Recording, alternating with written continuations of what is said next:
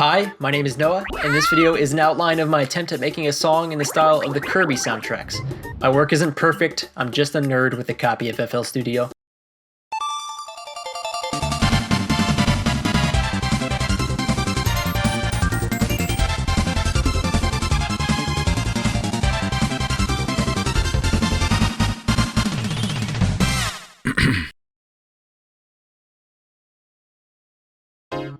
I tend to come up with song ideas in the shower, or while I'm driving, or while doing any activity that involves some state of uncomfortable comfortability. The process behind these primitive song ideas usually involves humming a simple melody, or, this might sound strange, grinding my teeth together to emulate rhythms. Funny enough, I'm not the only person out there who does this with their teeth. Enough chatter.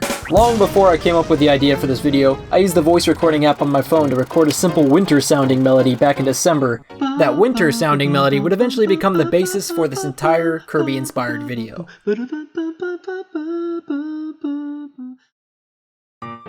Eventually, I translated the winter voice recording into a quick MIDI piano sketch. However, I realized that the chord accompaniment that I used for the first section of the piano arrangement sounded a little bit too similar to a song from Zelda, so I deleted everything on my hard drive.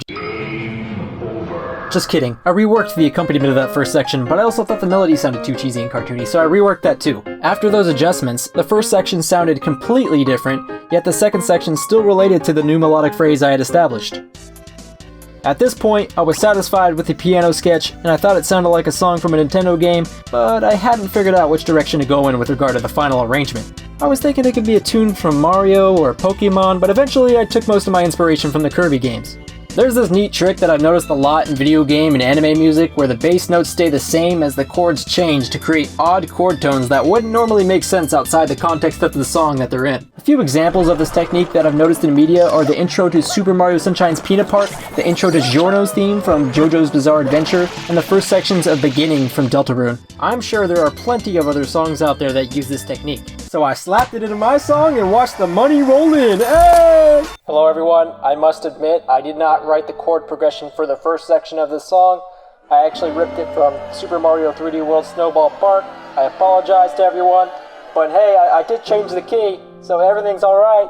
In my opinion, it's perfectly okay to steal chord progressions if you could mask it well enough, and if it benefits your song. In my defense, just listen to any pop song. For the first section of my song, I took a lot of inspiration from the song Venturing into the Mechanized World from Kirby Planet Robobot. I really like this pizzicato brass combo and the two-step accompaniment pattern of Mechanized World, so I slapped it into my song and watched the money roll. Alright. The brass sounded a bit too triumphant within the context of the song, so I used a woodwind combination instead. For the bass, I basically combined a pizzicato sound font with a square wave. Then, I increased the sustain of the bass by applying a volume limiter to both instruments and setting its gain to maximum. The bass I used for the first section of the song is actually inspired by Sky Waltz from the Kirby game Return to Dreamland. I always make sure to apply appropriate amounts of reverb to each instrument to give them a sense of space. For the first lead instrument, I believe I used an oboe sound font layered with a high-pitched square wave from Magical 8-Bit plugin. For the other lead instruments, I took further inspiration from Pushmo and other miscellaneous Kirby songs. I really liked this 80s sounding power snare. I might use it again sometime. Keep in mind that these are my personal techniques that I've developed through practice. Others may do things more efficiently. As a last effort to make the mix sound a little bit cleaner, I messed around with the EQ of the master channel for a little bit. I could have added another section or two in a different key to make this song a more coherent experience, but in the end, I'm satisfied with my results for this challenge, and I hope you enjoy. Take a listen. Hey Sport, what you got there? It's a song for a YouTube video. Let me hear it, would ya? Sure. Catch? Oh my god. This sounds like feces in audio form. That was weird. I mean, now that he's gone, you can finally listen to the song, so, here it is. Hope you enjoy it.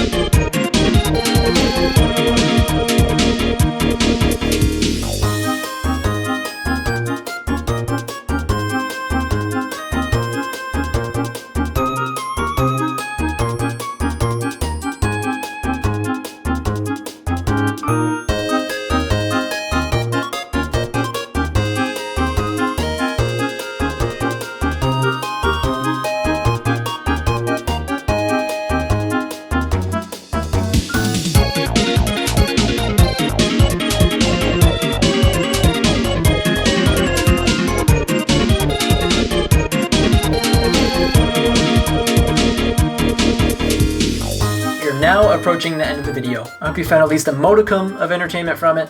I'm no music theory expert, but I really enjoyed this challenge, and I'd appreciate if you guys give me feedback on it. You know, tell me I suck, tell me anything, I don't know. Also, I plan to make game development videos as well, so if you're into that, subscribe, follow along, and I'm just a nerd with a copy of FL Studio. See you in the next one.